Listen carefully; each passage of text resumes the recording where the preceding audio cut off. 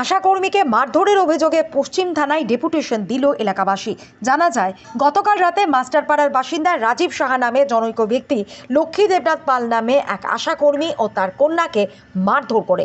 অভিযোগ, আশাকর্মী মাস্টারপাড়ার বাসিন্দা রাজীব সাহার বাড়িতে ভাড়াটিয়া শিশুদের পালস পোলিও দেওয়ার জন্য গিয়েছিলেন। সেই অপরাধে রাতে সেই আশাকর্মীর বাড়িতে ঢুকে অকথ্য ভাষায় গালিগালাজ শুরু করে রাজীব সাহা। মহিলা বের হয়ে এসে প্রতিবাদ করলে ওনাকে এবং ওনার মেয়েকে বেধড়ক মারধর করে রাজীব সাহা এবং তার স্ত্রী, এমনটাই অভিযোগ। সাথে সাথে পুলিশকে জানানো হয়, কিন্তু রাজীব সাহার ছোট ভাই শাসক দলীয় কর্মী হওয়ায় পুলিশও কোনো রকম পদক্ষেপ না নিয়ে ফিরে আসে। ফলে সোমবার সকালে বাধ্য হয়ে লক্ষ্মী দেবনাথ পাল এলাকাবাসী সমেত পশ্চিম থানায় ডেপুটেশন দিতে আসে। ইতিপূর্বেও আরও এক মহিলাকে মারধরের ঘটনায় রাজীব সাহার বিরুদ্ধে আদালতে সাক্ষী দিয়েছিলেন লক্ষ্মী দেবনাথ পাল। সেই কারণেই এই হামলা বলে এলাকাবাসীর অভিমত।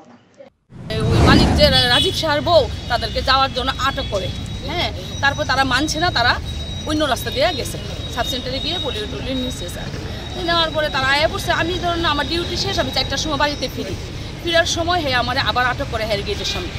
হের বাড়ির উল্টা দিকেই আমার বাড়িটা।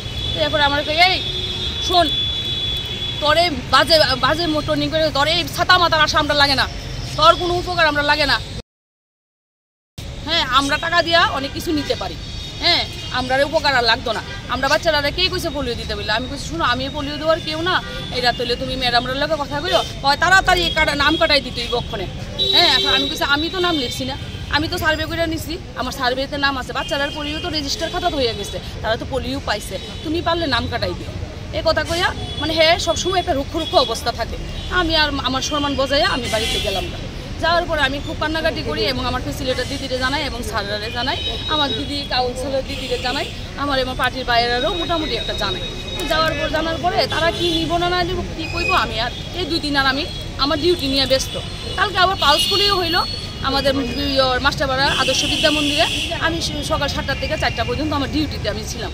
আচ্ছা, ডিউটি তো করে আমি বাড়িতে গেলাম, ওই বাচ্চাটি পোলিও পাইছে 5 বছরের, আর ওই 3.5 মাসের তারা পালস পোলিও পাইছে, 0 থেকে 5 বছরের মধ্যে পড়তে নিচ্ছে। সে রাত 9:30টার সময় আমার বাড়ির গেটের সামনে গিয়ে আমার খুব বাজে বকাবকি করতেছে, গালিগালাজ করতেছে, একদম মুখ সাফ করতেছে এবং পার্টিরা খুব গালিগালাজ দিতেছে। আমি পার্টি করি, পার্টি দেখাই দেবো, এই সমস্ত কথাবার্তা কইছে। আমি কইতে রাজি না, তবু আপনারা তো বুঝতেন না নিলে আমার ব্যাপারটা যে সে কী কইছে। এরপরে গিয়েছে পার্টি কী করবো আমার এমন করে ইয়ে করছে। এরপর আমি বাইরে ভাই তুমি ওই দিনও একবার কইলা, আজকেও আবার সেম এমন ঘটনা, কি লিগা ভাই এমন গালিগালাজ করতেছো? আমি তো ঘরে গেছি গা, এমন করছি পরে আমার বুকের মধ্যে এমন থাবলা দিয়ে ধরছে, ধরে সে আমার চট্টর মারণ আরম্ভ করে দিচ্ছে। মাসে পরে আমি চিৎকার করছি। পরে আমার মেয়েটা আজকে সাইকোলজি অনার্সের পরীক্ষা, MBB-তে পড়ে, 5th সেমিস্টার, তারই দাদা যেভাবে মারধর করছে ভাই, আমি এটা লেগে চাই আপনার কাছে তার জীবনে একটা শাস্তি হয়। আমাদের মারছি কিছু না, আমার বাচ্চাটা সে অনেক মারধর করছে, চুলের মুঠি তুলে গেলের মধ্যে কিটের মধ্যে বাইরে এসেছে, নাকি দিয়ে তার বেরিং করছে এবং তার বউ এসে আমার মেয়েটারে আমি মুখে ভালো কইতে পারি না, এইভাবে আমরা মা মেয়েরে মারধর করছে। ওনার নাম কি? তার নাম রাজীব সাহা। তারপরে যখন আমি থানাতে ফোন করলাম, তারপরে তাদের গাড়ি গেল, যাওয়ার পরে সব পরিষ্কার, একদম কেউ বাইরে এলো না।